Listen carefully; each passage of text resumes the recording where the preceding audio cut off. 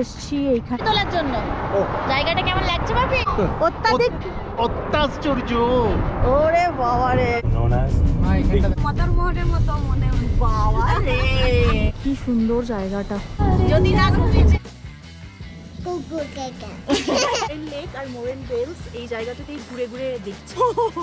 মারুন bells, Moren বলছি কেন ভাই? কি মূল্য?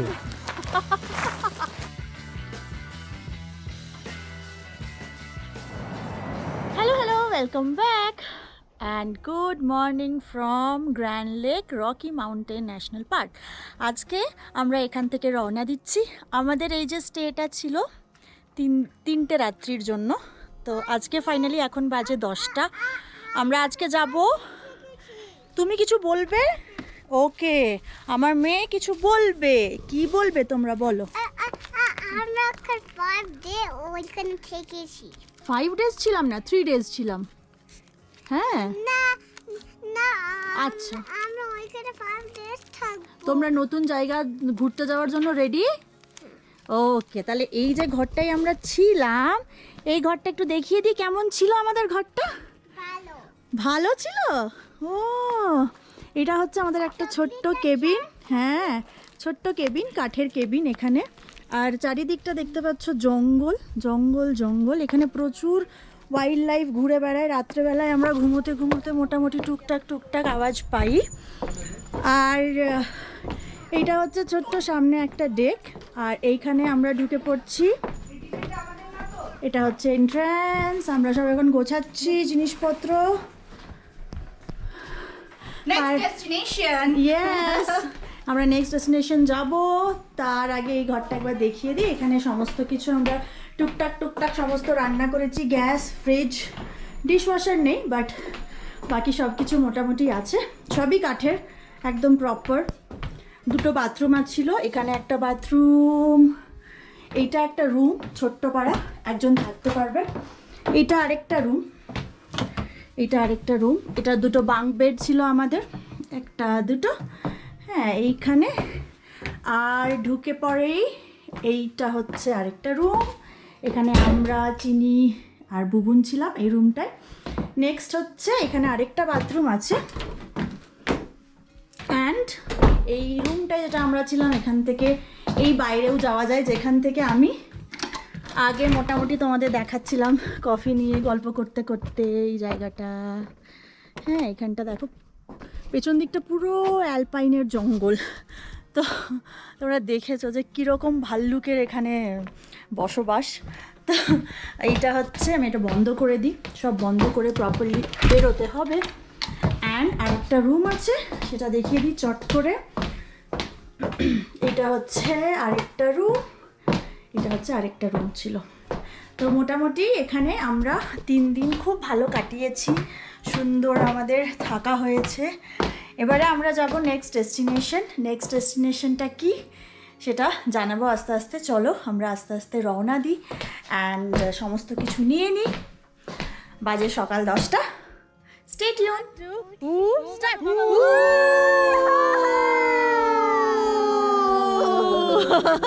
গত কয়েকদিন ধরে আমরা পাহাড়ের একের পর এক অসাধারণ রূপ দেখেছি। আলপাইন তুন্দ্রা, বরফে ছোঁয়া চূড়া, এমারেল্ড লেক, ড্রিম লেক, প্রকৃতির নীরবতা। কিন্তু আজকের যাত্রা একেবারেই অন্যরকম। আজ আমরা রওনা দিয়েছি রকি মাউন্টেন ন্যাশনাল পার্ক ছেড়ে ধীরে ধীরে অ্যাসপেন, কলোরাডোর দিকে। আমরা এখন খেতে এসেছি এইখানটাতে, এই দোকানটায়। পুন, এই শহরটার নাম কি? কিমলিং। আমরা যেখানে ছিলাম সেখান থেকে কতটা দূরে? 40 মিনিট 45 মিনিট। এটা দিয়ে ঢুকবো, চলো। আমরা এখন ব্রাঞ্চ করছি। ব্রাঞ্চ না লাঞ্চ, ওই ব্রাঞ্চই হলো। আমাদের এসেছে কি এটা, এনচিলাদাস দি ক্রিম ক্র্যাব। हम लोग दोनों खाएगा crab. Don't put it in the mouth. Very scary. চিনি একটা কি বলে? Sharing is boring. Oh, sharing is boring, right? Who had the street tacos, half chicken, half beef? Oh, Making sure I'm putting things in where they go. Where's that food extra? And here's an extra plate. Yeah. quesadilla, the Set the cake. bottle plate down. We will need. Hot It's plate. very hot. আরেকটা plate Can we লাগবে। get 2 small plates, please? 2 more small plates? Don't Sure touch. thing. Don't touch. Yeah, the adobado plate. Yes এ দেখতে I'm heavy gonna come around this হয়েছে next over there. So I take a hot plate. And I'll be right out with those small. Adobado. অ্যাডোবাডো And I'll be out with those tortillas plates. and the 2 small plates.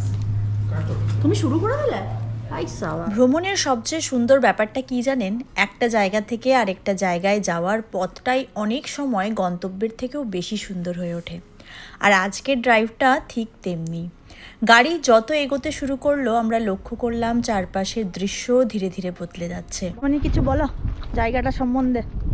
জায়গাটা তো দারুণ, বেশ এর বোধহয় পাহাড়, নিচটা Colorado নদী। কলোরা নদী বয়ে যাচ্ছে বেশ।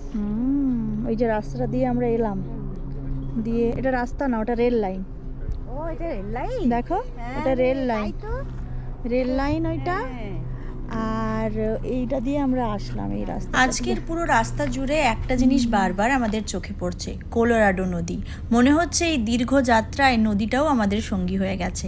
পাহাড়ের ঘা ঘেঁষে কখনো একেবারে রাস্তার পাশ দিয়ে, আবার কখনো অনেকটা নিচে গভীর উপত্যকার মধ্য দিয়ে বয়ে চলেছে এই নদীটি।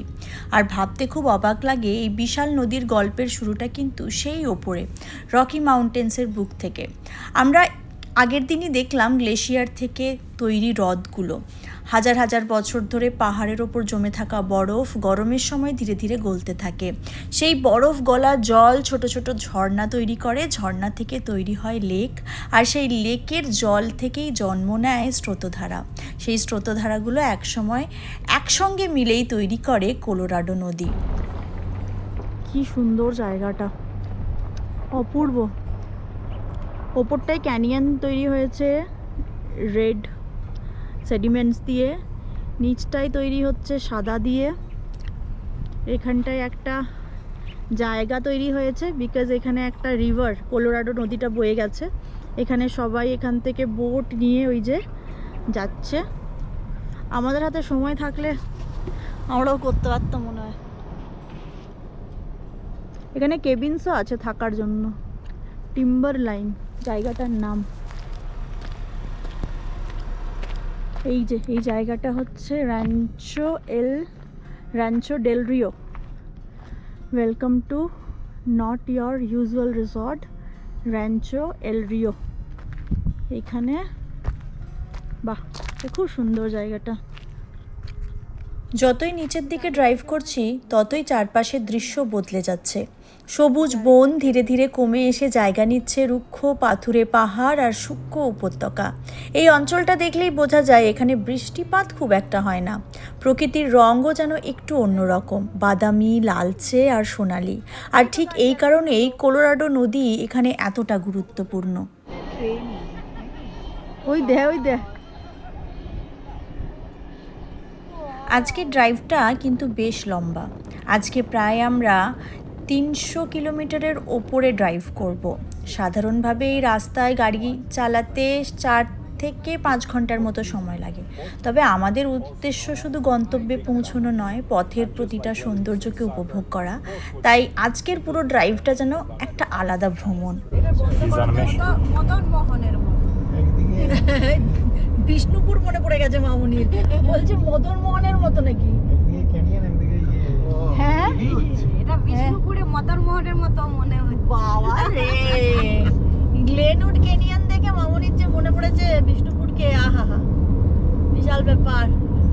হ্যাঁ, দারুণ। স্ট্র্যাটাগুলো দেখতে পাচ্ছ আপনি? লেয়ারে লেয়ারে কিভাবে হয়েছে বছরের পর বছর, বুঝতে পারবে। ড্রাইভ করতে করতে আমরা ঢুকে পড়লাম কলোরাডোর অন্যতম বিখ্যাত প্রাকৃতিক বিস্ময় গ্লেনউড ক্যানিয়ন। সত্যি বলতে এই রাস্তা দিয়ে প্রথমবার গেলে চোখ রাস্তার ওপর রাখবেন না চারপাশের পাহাড়ের দিকে তাকাবেন সেটাই বুঝে ওঠা মুশকিল। দুপাশে আকাশ ছুঁয়ে থাকা খাড়া পাথরের দেওয়াল, আর তাদের মাঝখান দিয়ে বয়ে চলেছে আমাদের বহুক্ষণের সঙ্গী কলোরাডো নদী। ভাবতে অবাক লাগে, লক্ষ লক্ষ বছর ধরে এই নদীর নিরন্তর স্রোত আর প্রকৃতির ক্ষয়ের ফলে ধীরে ধীরে তৈরি হয়েছে বিশাল গিরিখাত। প্রকৃতি যে কত বড় শিল্পী গ্লেনউড ক্যানিয়নে না এলে হয়তো সেটা পুরোপুরি বোঝা যায় না। এই ক্যানিয়নের দৈর্ঘ্য প্রায় 12 থেকে 13 মাইল, অর্থাৎ প্রায় 20 কিলোমিটার। আর এর মধ্যে দিয়ে চলে গেছে ইন্টারস্টেট 70, যাকে আমেরিকার সবচেয়ে সুন্দর হাইওয়েগুলির একটি বলা হয়। পাহাড়, রকি পাহাড়, এদিকটা ওই সাদাটা পেরিয়ে গেছে ওইদিকে, আর এদিকে হচ্ছে পুরো সবুজ, সব একসাথে। এই রাস্তা তৈরি করাও ছিল একটা বিশাল চ্যালেঞ্জ, তাই অনেক জায়গায় রাস্তা, সেতু আর নদী সব যেন পাশাপাশি চলেছে। আমরা এখন পিট স্টপ নিয়েছি বাপি, দেখি বল। ছবি তোলার জন্য। ও জায়গাটা কেমন লাগছে বাপি? ও অত্যাশ্চর্য। আরেকবার বলো। অত্যাধিক অত্যাশ্চর্য। ওরে বাবা রে,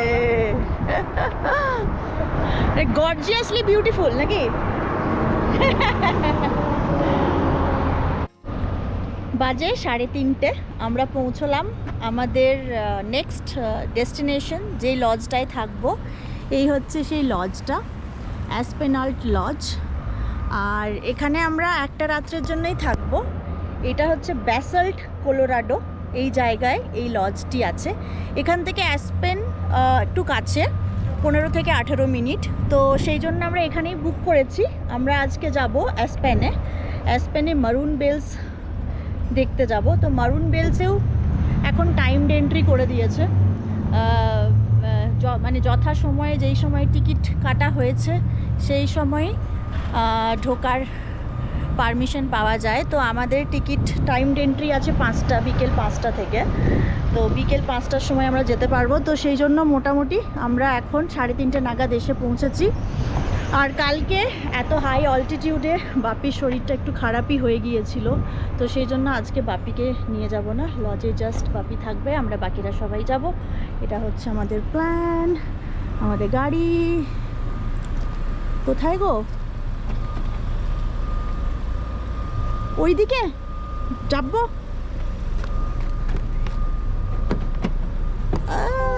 ও এইটা নয়, এটা জাস্ট অফিসটা নাকি? এই পুরোটাই ওদের। ও এটা পুরোটা ওদের।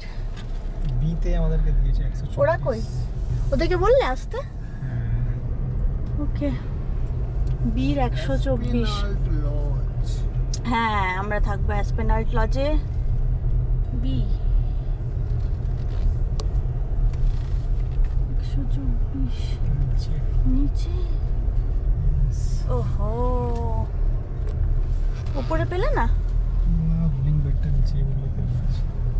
সারাদিনের এই লম্বা ড্রাইভের পর বেশ সবাই একটু ক্লান্ত ছিলাম, তাই প্রায় 40-50 মিনিটের মতো একটু বিশ্রাম নিলাম, ফ্রেশ হলাম, ড্রেস চেঞ্জ করলাম, কারণ দিনের সবচেয়ে প্রতীক্ষিত মুহূর্তটা তখনও বাকি। এবার আমাদের গন্তব্য মারুন বেলস। আমরা যাচ্ছি মারুন বেলসের দিকে। এখানে পার্কিং রিজার্ভেশন লাগে। আমাদের 5টা থেকে কটা পর্যন্ত আছে বাবা? হাই। হ্যালো,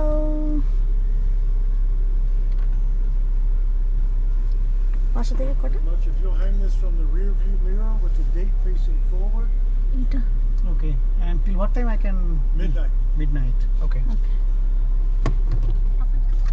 মিডনাইট, রাত্রি 12টা পর্যন্ত থাকতে পারি। Thank you. 5 miles up the road. Okay. 5 Miles. Up the road. ওরে দেখাচ্ছে 4.6. ও আচ্ছা আচ্ছা, আমরা এখন মারুন বেলসের দিকে যাচ্ছি ফাইনালি। আর তখন ওখানেও কি হাইক আছে আমাদের? হ্যাঁ, আছে, মাইল 2 মনে হয় আছে। যাওয়া আসা মিলিয়ে।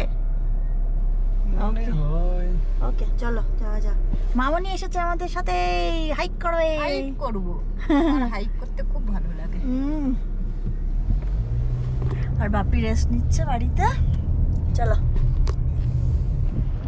আমরা এসছি এখন, 6টা বাজতে যায়।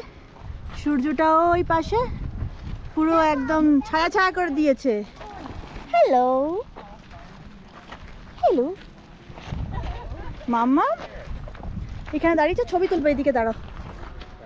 এই, আমরা এখন মারুন বেলসের সামনে মারুন লেকে আছি। এটা প্রচণ্ড ভুলভাল সময় চলে এসেছি, দেখেই মনে হচ্ছে বিকেলবেলায়, সূর্যের আলো একদম উল্টো দিকে, কিন্তু দেখতে খুব সুন্দর, জায়গাটা ভীষণ সুন্দর। এই যে এটা একটা সুন্দর জায়গাটা।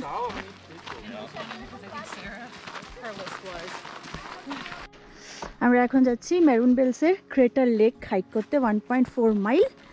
তো এটা এখন হাঁটতে হাঁটতে যেই সূর্যটা একটু নেমেছে, সেই হালকা হালকা ঠান্ডা লাগা শুরু করেছে, বাস। ও কেমন হাইক করছো বলো, তুমি যে বলবে ভিডিওতে। হাইক করছো ভালো? ও আংটিটা তো ভালো হয়েছে। চলো চলো চলো চলো চলো চলো চলো ভুবন, হাই ভুবন, তাহলে আমরা ক্রেটার লেকের অপারেশনটা অ্যাবর্ট করলাম। Yes, হ্যাঁ, yes, I say back up. Prepare হয়ে আসিনি, লেখা ছিল সামনে মাউন্টেন লায়ন থাকে আবার এখানে, যদি একটা বেরিয়েছে আমরা সবকটা শেষ, কচি বড় সব রকম পাবে। না আমাদেরকে দেখে পালাবে পর। না না, দুটা এমনি এটা চিল্লাবে। কই দেখি তোমাদের মুখখানা। চ, এটা আমার ওক গাছের জঙ্গল, দেখ। I have a baby lion. You know who is the baby lion? This is the baby lion. হ্যাঁ, এই যে এই কাঠের ড্যামটা এটা তৈরি করেছে বিবারগুলো, এই যে গুটিয়ে গুটিয়ে।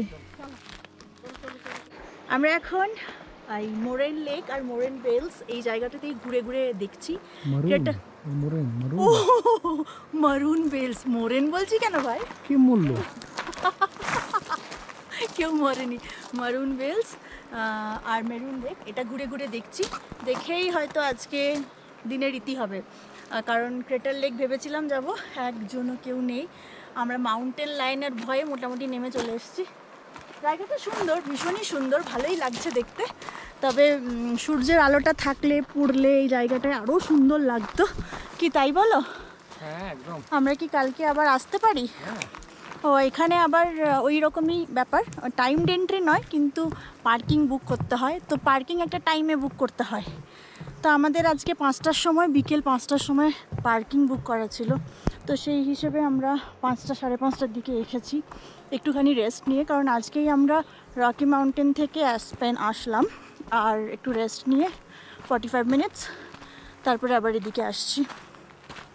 দেখা যাক কালকে হয় কি না। কালকেও আমরা 9টা সাড়ে 9টার দিকে একটা পার্কিং বুক করে রেখেছি। তো এই হচ্ছে তার ভিউ, খুব সুন্দর জায়গাটা হাঁটার জন্য, একটুখানি বসে খাওয়া দাওয়া করে। এই জায়গাটার নাম অনেকবার শুনেছি, অসংখ্য ছবি আর ভিডিও দেখেছি, কিন্তু একটা কথা তো সবসময় সত্যি, কোনো জায়গার আসল সৌন্দর্য ক্যামেরায় পুরোপুরি ধরা পড়ে না। তাই আজ সেই স্বপ্নের জায়গাটা নিজের চোখে দেখার অপেক্ষায়। মেরুন বেলস অবস্থিত হোয়াইট রিভার ন্যাশনাল ফরেস্টের মধ্যে, আর এটিকে শুধু কলোরাডোর নয়, পুরো আমেরিকার সবচেয়ে বেশি ছবি তোলা পাহাড়গুলির মধ্যে একটি বলা হয়। দুটি সুউচ্চ শৃঙ্খ, সামনে শান্ত লেক আর চারপাশে ঘন বন, সব মিলিয়ে যেন প্রকৃতি নিজের হাতে একটা নিখুঁত ছবি এঁকেছে।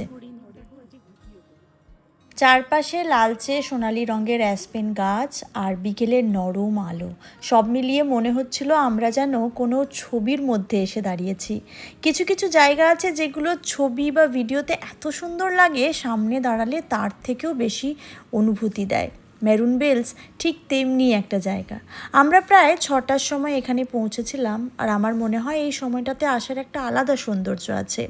দুপুরের কড়া রোদ তখন নেই, সূর্য ধীরে ধীরে পশ্চিমের দিকে হেলে পড়ছে, পাহাড়ের গায়ে আলোটা নরম হয়ে আসছে, আর প্রতিটা মিনিটে যেন দৃশ্যটা একটু একটু করে বদলে যাচ্ছে। একই পাহাড়, একই লেক, কিন্তু কয়েক মিনিটের পর পর তার রং, তার অনুভূতি বদলে যাচ্ছে। এই কারণেই হয়তো ফটোগ্রাফাররা এই সময়টাকে এত ভালোবাসে। কি করছো তুমি? হ্যাঁ, এত সুন্দর একটা জায়গায় তুমি কি ডান্স করছো? ওরে বাবারে দেখি, ওরে বাবা রে, তারপরে কোমরটা এমনি এমনি, ও কি সুন্দর বাবা জায়গাটা, হ্যাঁ না? কালকে সকালের আলোতে একবার দেখার খুব ইচ্ছে আছে। আগামীকাল আমরা তাই শাটেল বুক করে রেখেছি। মনে হয় সকাল দিকটা শাটেল চলে আর বিকেলবেলায় ওরা গাড়ির পারমিশন দেয়। তো কালকে সকালের আলোতে আমরা মেরুন বেলসটাকে আরেকবার দেখব। সুপার মম।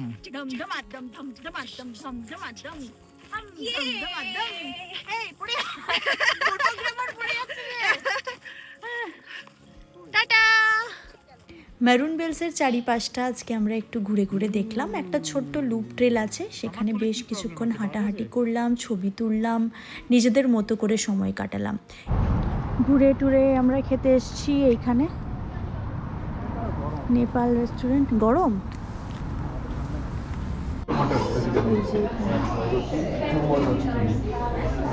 দুটো কি তুই পার্সেল করেছিলি কি? কিছু পার্সেল বলিনি, টুকো নিয়ে নেবো। চিকেন কারি রুটি এখানেই খাবি? দুটো রুটি টুকো নিয়ে নেবো,